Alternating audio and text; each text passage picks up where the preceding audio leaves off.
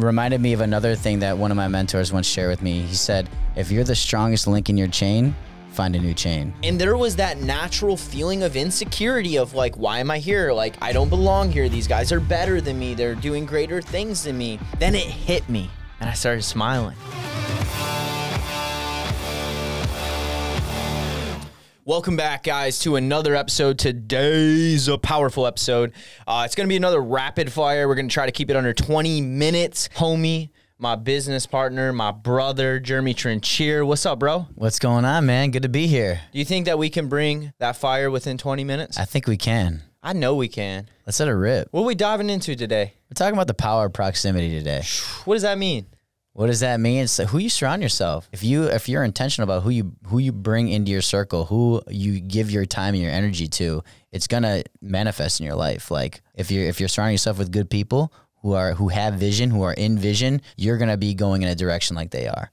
Yeah, dude, that's so good, man. And take us down the story, because I know that we're gonna tell it, of what it means to have 6 pallbearers in real life. Yeah, it's so good. Now, Cody and I, we had met a couple years ago. I don't know if we had met at that Emerge, but we met at through Awaken Church, and it's a very, very powerful church. A lot of men that are just driven, that are trying to lead the way, protect the women, protect their women, lead men, lead women, and just like be trailblazers as people in the Christian world, right? And not only just Christians, but this event has just been so powerful for me. I've been there twice now, and Bishop Dale Bronner was on stage, and it's something that's stuck with me for the past 2 years, right? And he got on stage and he was talking about how when a man dies, there are 6 pallbearers that carry him to his final resting place. Yeah. 6 people.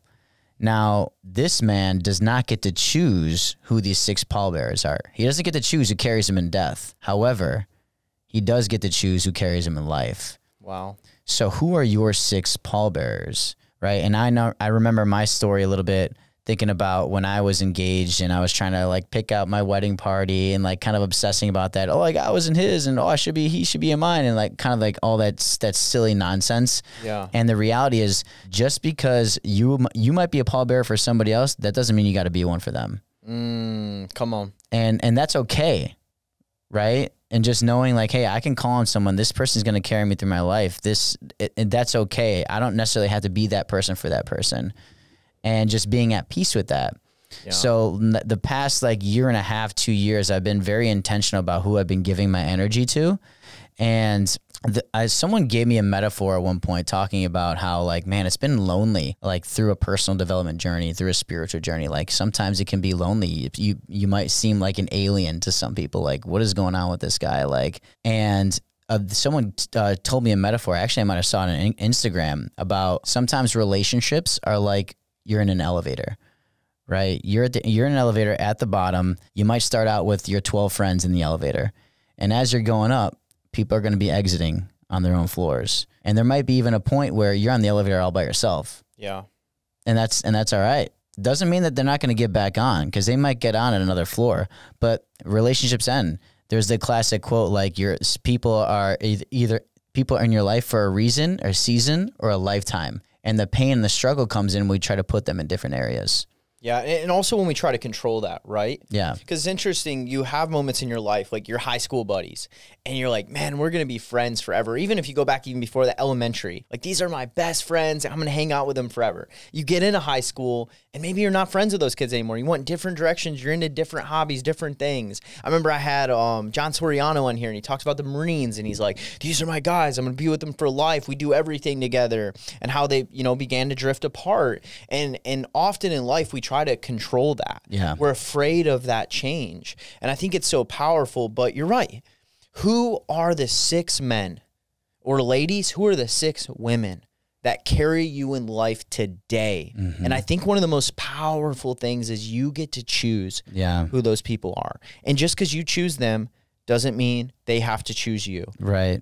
So good, dude. So, okay. Did you always have good community? No, man. No. I remember just thinking back to my life story. It was actually funny. I love telling stories. I've taken like little story workshops, how to tell good stories and stuff like that. Tell us a good story. All right, now the pressure's on. I got to tell you a good story. Can you do it in 3 minutes or less? I can try my best. So I grew up on the northwest side of Chicago. I was more or less a minority in my neighborhood, right? People actually didn't want to come to my neighborhood to hang out with me because it was called the ghetto. Yeah. Right? People might refer to it as the ghetto. And I was just kind of confused about that. You know, I still had my friends in the neighborhood and I'd be out, quote unquote, running the streets, as my mom would say. And I wasn't necessarily hanging around with the best individuals. Yeah. Right. And fast forward to, I found myself like trying to be someone I wasn't to try to get people to like me at a young age. And then fast forward to high school, I was a swimmer water polo player and I was good, all state. We were a great team. We were ranked. And I can count on one hand how many times that somebody actually, like a friend, came to one of my games. Right. So we didn't feel respected. So that led down another path of me seeking validation from other people, trying to be someone I wasn't to be included into the parties and like that sort of lifestyle, right? So I got people not wanting to hang out with me in grade school, growing up, trying to hanging out with not the greatest community, you know, been in handcuffs several times, right? And then in high school, the same thing. I'm going out of my way to try to get that validation from other people. So fast forward to college now, still like kind of obsessed with like this kind of party lifestyle.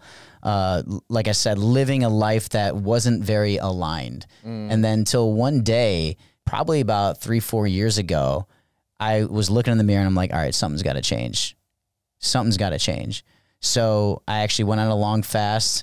I lost 40 pounds. My life pretty much changed overnight. And I discovered, you know, I got back into Christianity. I actually got baptized after that fast. Come on. Yes, sir. And looked into philosophy, other religions, Stoicism, Taoism, quantum physics. And it's so beautiful because there are a lot of contradictions in all those disciplines and practices, but there are also a lot of avenues where they all meet. There are a few intersections where they do all meet. One of the intersections, for the sake of this episode, is that we are powerful beings, but we're even more powerful when we're together. Yeah. Right? So then I found myself going, I always joke around that it was my life has been kind of like an EKG since I discovered like personal development and improving myself, kind of going up and down, up and down. That's because I realized I was doing it on my own. Until then, I finally found a good community of people, specifically at Awakened Church. Yeah. And looking at finding God-centered humans that are like trying to like uplift you. And I noticed just in our conversations, just like everybody at that church wants you to win. Yeah. Every single one of them. Very unique environment of community. Yeah. And it's like conversations they're not surface level, they're in depth. And it's like, who can I introduce you to? Who can I connect you with to help you win? Because that's what we're here to do, is to build a vision, build a kingdom. And ever since I've gotten involved in that church, my life hasn't been the same. Come on.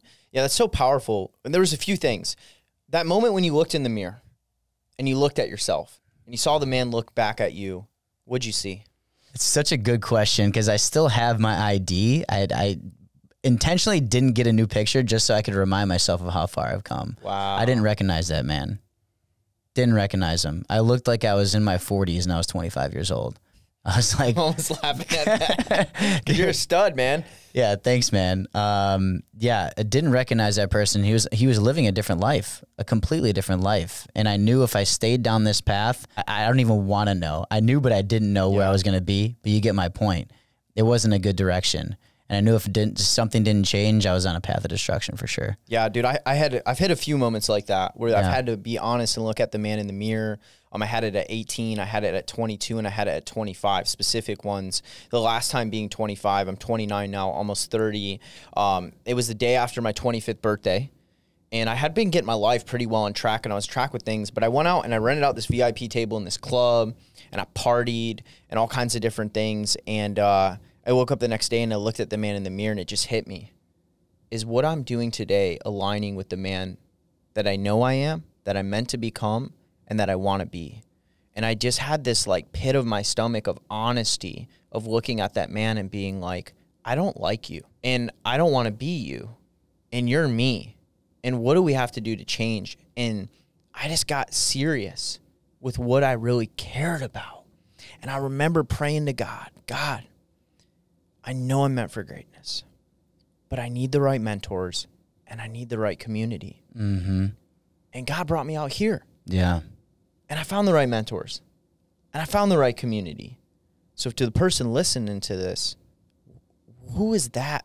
Who are those mentors? Who is that community for you? And when you look in the mirror, do you like who looks back at you? So you didn't have the best community. You went through this. You found Awaken. Let's talk about what's happened since you got your pallbearers, since you found community. Who has Jeremy become? That's such a good question, man. I'm a complete 180 of who I used to be. Someone with vision, someone who's going places, someone who's not just kind of stagnant. Yeah. That's who I was. And I've found this confidence that I never had before. Yeah. I was kind of like the B team player. I was captain, but I was not true captain. You know what I mean? So stepping into my true calling, because I know I'm called to lead. I know I'm called to bring about community. I know I'm called to heal, to help heal people. Yeah.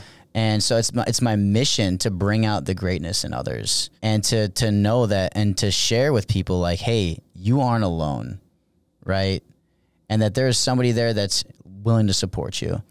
So now it's just a matter of just continuing to lean in and just embrace this calling. Yeah. Right. And how has community activated that anointing on your life? Yeah, just by thinking about the communities I've been a part of in the past and the communities I've been a part of now, it's like they're miles different. They're miles different. If you're a part of a community that's not going, if there's no vision, they're just kind of content and complacent, that it's going to rub off on you. Yeah. You're going to be content and complacent. I was content and complacent for the longest time. I knew I had to leave Chicago, and this is nothing against my friends in Chicago. That like this is me and my journey and what I had to do and what I knew I had to do. I had to leave and move environments because there can be energy that's associated with where you used to be. Like if you go back to your old college friends or like a party or something like that, going back to your old college town, there's an energy there. Right. So I had to define and refine myself. Right. So I left and I chose differently, because when you choose differently, you're going to get different results. And most people are not even choosing at all. They're just going with the flow of the environment and the ecosystem they're in, and they're settling for a less than best version of themselves because they're conforming to the ecosystem, the environment, the community, the friends in their life, and they don't even realize they can change it if they want to. Yeah, there's so many good quotes about conformity, right? There's a great passage in the Bible about conformity, and I know I was conforming. I was going along to get along. There's a great quote. I think it's Voltaire. We are creatures of the age in which we live, and very few are able to rise above the ideas of the time. If you're surrounding yourself with people who are rising above, you're going to rise above. Yeah, and there's this natural thing, guys. If you want to do bigger things in your life and you want to be a bigger, better version of yourself, get into a room that makes you uncomfortable. 100%. Best moment of my life. I came out here to San Diego, California. I wasn't living here yet. Went to this event.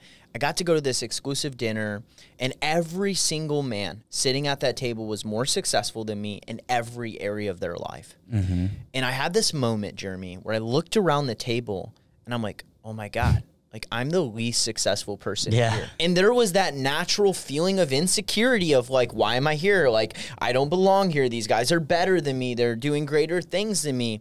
Then it hit me and I started smiling. And I said, I finally did it. Like I wanted to jump up and start screaming at that spot on the table that night, because like I used to dream of having a seat at this table. Yeah. And by law of averages, they will elevate me to be a better version of myself, to be more successful. And that is exactly what happened. I got a seat at the table. Yeah. Now I can tell you I'm not the least successful guy at the table. Not that it really matters. I don't care about the vanity metric and those different things, but just seeing the progress. Mm-hmm. And dude, you triggered something in me. I had someone not too long ago, when you have social media influence and you grow and you do things, people love to remind you of your past. Yeah. That one person that's not doing anything with their life loves to come. I remember when you were this person. Mm-hmm. I remember when you were doing this. Who do you think you are? And I had someone not too long ago, and I just looked at, and I'm like, that's not who I am. Mm. You're trying to identify and call me as somebody that I was years ago. Yeah. And yes, I was that man, and I did make those mistakes. But you know what? I'm no longer that man. The problem is you're still the same person that you were back then today. And you're just upset. I don't mind saying it. I'm pretty direct that I've actually grown and become a better version of Cody Cottle. So rather than give your opinion of me because there's an insecurity on the inside of you, why don't you get to work playing your own game? And becoming a better version of you. And I love that too. And I know you asked me earlier about like, where am I now, right? I have 3 businesses that like, I'm more successful than I've ever been in my entire life. Yeah, you are. Like I'm getting brought and invited to the table like you are. I invited you to my table. You invited me to your table. And because of who you are. Yeah. But who you are isn't who you were 2 years ago. No. See that how that works, guys? Yeah. People invite you to their table when they say who you are now. They don't care. Successful people do not give a rat's, you know what I want to say? Behind who you were 2, 4, 5, 6, 7, 8, 9 years ago. They care about who you are today. And they care about who you're becoming. And who you're becoming and where you're going. But they will. I remember somebody very high level I was talking to. I went to almost kind of wanting to explain myself and who I am to them. And they stopped me. And they said, I already see who you surround yourself with. And they tell me more about you than you'll ever tell me about you. Ooh, that's good. And it was good because the environment was good. That's good. That's good. And it reminded me of another thing that one of my mentors once shared with me. He said, if you're the strongest link in your chain, find a new chain. Yeah, man. So we got a common theme here of changing through the community and finding that. All right, I'm just looking at the time here. We're at 17 minutes. We have 3 minutes to try to finish by 20. 3 powerful minutes.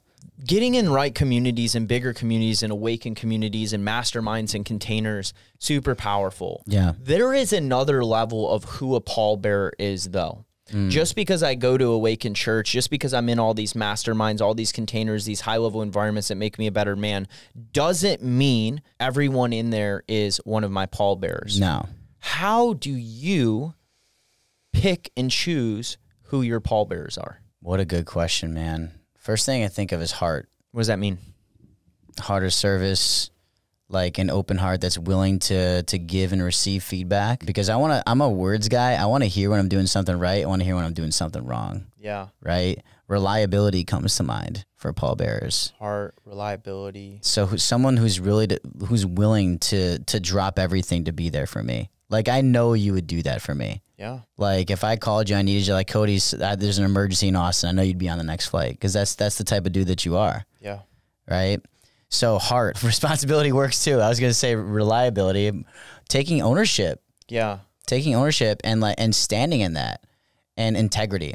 So, I mean, integrity and reliability can kind of fall under the same, maybe a little bit. So I would say heart, reliability, integrity, and just that unwavering, like, I'll drop everything to do anything for you. Like, if you need me, I can count on you to be there. Yeah, that's good. What I heard you say is you got to have people that are these very intimate, close people to you that are a real friend that tells you what you need to hear, not what you want to hear. Right. That feel that they have the permission and the right to speak into your life, to sharpen you, but they're also the people you can call on in the times that you need them and you know that they're there and they have your back. Mm-hmm. So for everyone listening to this, that's hard, especially for us men. Yeah. It's hard for us men to have that. Man, we got our pride that gets in the way, our ego, and we're driven, we're doing all this stuff. And sometimes we don't have those people in our life. And often that's when we turn to bad habits. You know, I know for me, I go through tough times. I have a select few people I can call on my phone. Man, I was sober 3 years, all kind of alcohol and different things. And I remember one time this night of just like having such a tough night.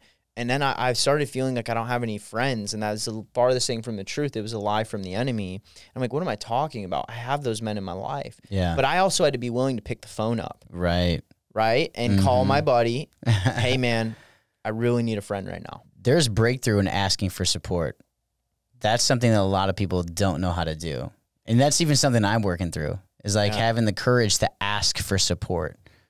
It's hard. It's not always being easy. Open to receive the support. That's good. All right. Well, we're at our 20 minutes, but I'll give you permission on anything else on this topic of community, who you surround yourself with, having those, who your pallbearers in real life, the transformation you've become by that, becoming a better version of yourself, anything else that you feel in your heart you want to just impart into the audience today. Yeah, the first thing that comes to mind is just like what I just shared a minute ago. And that's like, if you're the strongest link in your chain, I think you should start looking for a new chain, right? If you're looking to go somewhere in your life, find someone that you aspire to be like and model them. Yeah. Right. And I know you're probably looking for a deeper answer to that. I want the answer that's real, that's raw, that's on the spot, that's not, you know, pre-thought up. That's a great one. Yeah.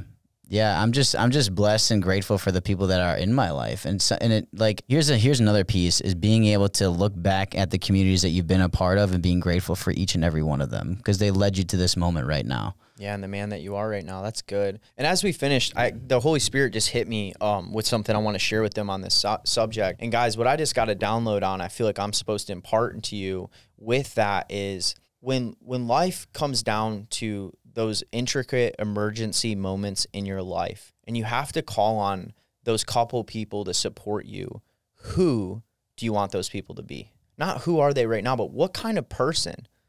If you lose everything and your house burned down tomorrow, what kind of person do you want to be your best friend, your pallbearer that you call on? If the person that you have now isn't the person that you'd like to have be that person, why are you still allowing that person and giving them permission to be that in your life? There was a time in my life where I was a drug dealer, where I came from the streets, and the people that I would have called on didn't actually care about me. And I look back and, man, if I really hit rock bottom, the who's wouldn't have been good who's to call on. So I began to say, who do I want to be able to call on in those times that I really need? And you know what? It took time to build that community, to build that brotherhood, to build that trust, to have those people in my life. But I have them now. Yeah. I have people, giants in the faith, mentors that will speak wisdom into me that exceedingly and abundantly surpasses any level of wisdom I could receive from anyone else on this earth, that keep me grounded, that keep me sharp, that keep me seeking God, that will call me out of the blue, multi-millionaires, big in faith and this and that, and they'll speak into me. Or, Cody, I saw this, and I know this doesn't align with who you are. I saw you say this thing online. I saw you post this post. They'll call me out. That's who I want in my life. So for the audience, who do you want? Sharpening you, speaking into you? Who are you calling on? If your family was in a burning building and you had to call on 6 people to run in and get your family out of that building, who do you want those people to be? Who are your 6? Who are your 6? Who are your 6 pallbearers? Love that. That's fire, man. Well, I'm glad to have one of them be you in my life, bro. I love you, man. I love you too, You're man. powerful. I love the man that you are, and I'm just grateful for you, man. We're just getting started. We're doing amazing things, but you make me a better man. I received that. Let's go. I'm gonna dish it right back to you, dude. Come on. Appreciate you, man. Yeah, man. Well, hey, guys, go find your 6 pallbearers in life, and let's just keep crushing it. Let's keep winning. If you guys got value out of this podcast, help us reach more people. Also, let me know what kind of content you guys enjoy. We're trying different episodes. We're doing different things. I would love to hear from you guys. You can email me at cody@contentdaily.io. You can DM me on Instagram at IamCodyCottle. You can message me. Let me know if you like the podcast, if you enjoyed, if you get value from it, if you like these shorter episodes, these rapid fire episodes, if you like the longer episodes, or what kind of content you'd love to see covered. But we're going to keep on bringing it. We're doing some cool stuff too that we will release to you guys that we'll be bringing soon. Go make today great.